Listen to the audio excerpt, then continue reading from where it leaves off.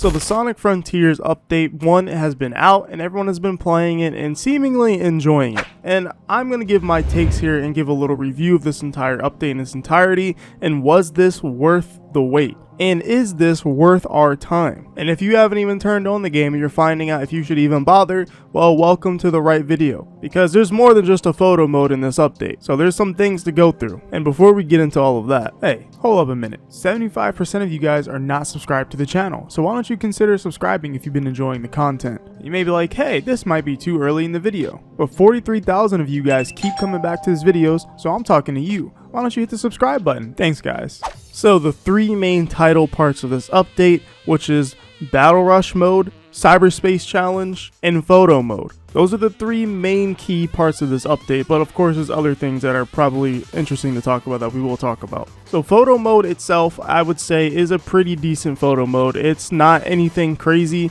but it is lacking in some features. For example, you're not able to turn off effects such as like the stomp auras or boost auras, and that would make the photo mode so much better. Another problem with the photo mode is it can get easily stuck on objects, so if there's like one strand of grass in the way, the camera will just get stuck and you can't go any further. And this is a little annoying because it can make it pretty hard to get ground shots of Sonic. And there's a few filters, but nothing too crazy. But, you know, it's nice that they have filters. And another thing, this can be a complaint depending on how you see it, but there is no press screenshot button. You have to use your either console screenshot button or your PC screenshot button on Steam. And that's not that big of a deal because a lot of open world games do the same thing, such as Spider-Man. But if you prefer to have an in-game album and a screenshot feature in-game, that is not here or present at all. So if all of those cons don't really seem worth it to you at all, then I wouldn't even bother. But the good things about the photo mode is that it's a photo mode, so you can have a free camera and do poses of Sonic mostly in the air, which are the best ones to do because of the collision messing with the camera. But yeah, it's nice to have, and I'll definitely be using it for thumbnails, so it's better to have it than not have it at all. But it could be a little better. It's a decent photo mode, it's not great. Then we have a Jukebox mode, which is pretty nice. It's a pretty cool feature that lets you explore the world a little bit again,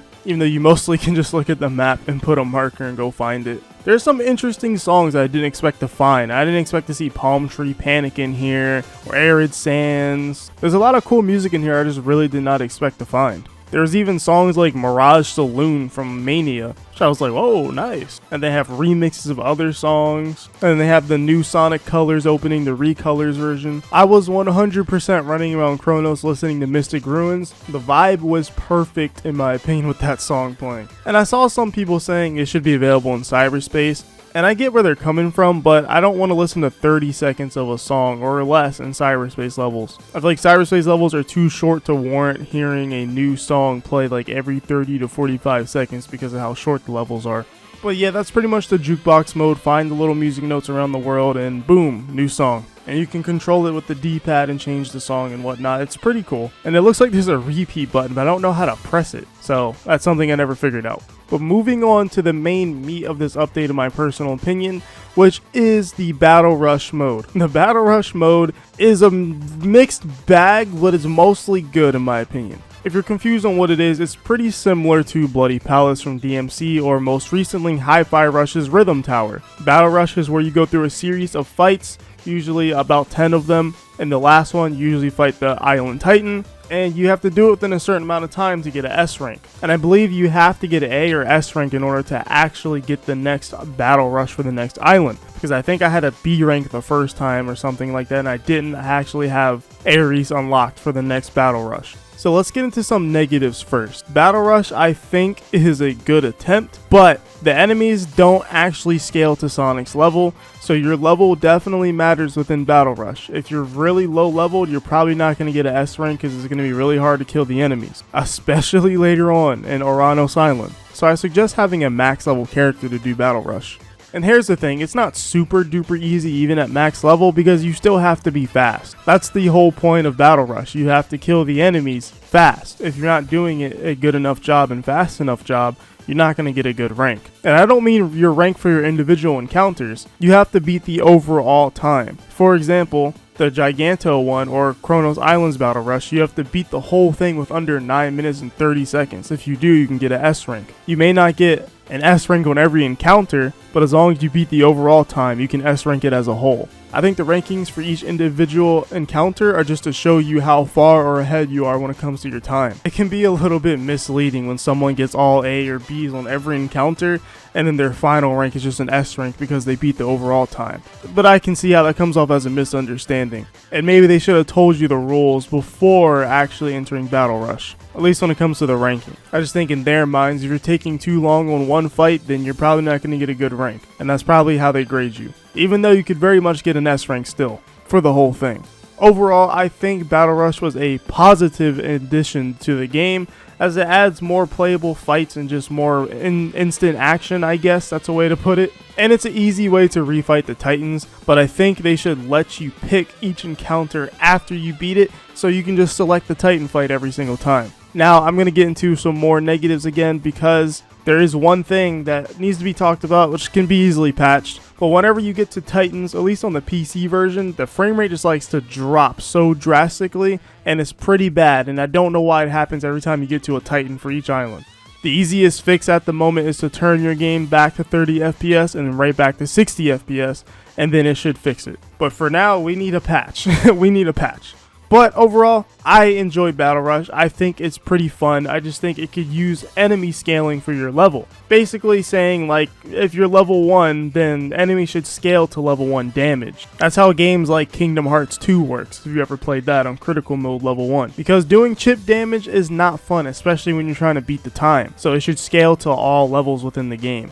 And honestly, as a whole, Frontiers could use damage scaling for all enemies in the game. I think that would make the game more enjoyable. And a health bar, but that's a whole different video.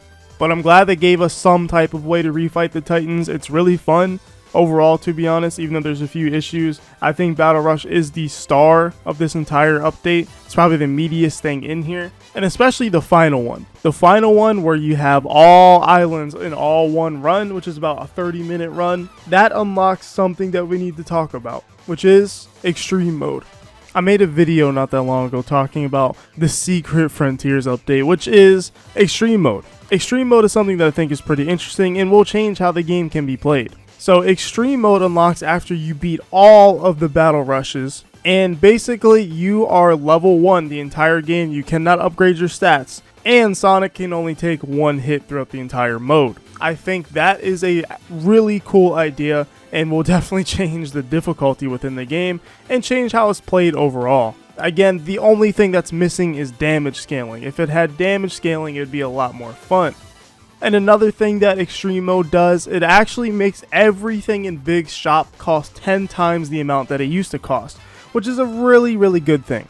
Big's fishing can be really abused in the actual main game, but in Extreme Mode you can't abuse it that much because you need a lot more. It'll take you longer to sit there and fish and get those coins. Another thing that Extreme Mode actually does that most people don't know about, it actually makes cyberspace stages a little harder. By that I mean the S rank times are actually a little tighter than before, which is pretty interesting. But that might be for a reason, but this is something I'm not actually sure about. After you complete the cyberspace challenge mode where you run through all the cyberspace levels, you actually unlock the power boost within cyberspace, in open world at least, not in arcade mode. I don't know if power boost in cyberspace works in Extreme Mode. If it does, it'll probably make up for that tighter timing that we have to hit. Something else that's kind of funny for cyberspace is if you use the homing dash technique, it actually gives you an asterisk on your timing, I guess showing that you used a technique to get that time, which is pretty funny. The game snitches on you. But overall, Extreme Mode I think is a game changer, but it just needs a little bit extra in my opinion, just a little bit extra. The game overall still needs some game system changes, such as damage scaling like I mentioned multiple times, or just changes to how Sonic's rings and health works. That kind of stuff will make it harder. I feel like Extreme Mode doesn't necessarily have to be a one-hit mode, but that's the best solution because the game has infinite rings that you can keep picking up. So with how their game works, I feel like this is probably the best solution. But overall, Extreme Mode is probably going to be the mode that I'm only going to be playing Sonic Frontiers on, if I'm being honest. If I actually want challenge, but not just in general, because I don't think not being able to upgrade speed or whatever, that won't be that much fun if I'm being honest. But more so just the combat aspect will be the fun part. And this was not talked about at all, but there's a springtime Coco outfit which changes all the Cocos into Easter eggs, which is pretty funny. They didn't say anything about that, so I think that's pretty cool. And yeah, the Coco costumes are probably going to keep coming, as they literally are listed in Update 2 as their own separate thing, is Coco updates. So overall, I would say that this DLC update was pretty decent. I'm hoping the second updates are better when it comes to the actual quality of life and changes that Kishimoto talked about on Twitter. I think those are the things that I'm really waiting for. This update was just a small thing in my opinion, and I didn't actually expect a battle rush mode to be like this at all, to be honest, but it's pretty decent for what it is, and I'd say it's worth checking out some of the content. But if you're on PC, I'd say wait till they patch out some of those bugs, especially for battle rush, because it's a little annoying. But other than that, if you're that interested, I think you guys should check it out. I'd give this DLC maybe like a 7 if I had the right to DLC update. After all, it is free at the end of the day. They didn't have to do any of this, but that doesn't mean it's free of critiques. But I just do like that they're adding to Frontiers in general, because by the time Update 3 is around, this game could be looking just a little bit different than how we remembered it at launch. But if you guys enjoyed this video, make sure to hit the like button and subscribe, and like always, I'll see you in the next one. Well, whatever happens, happens.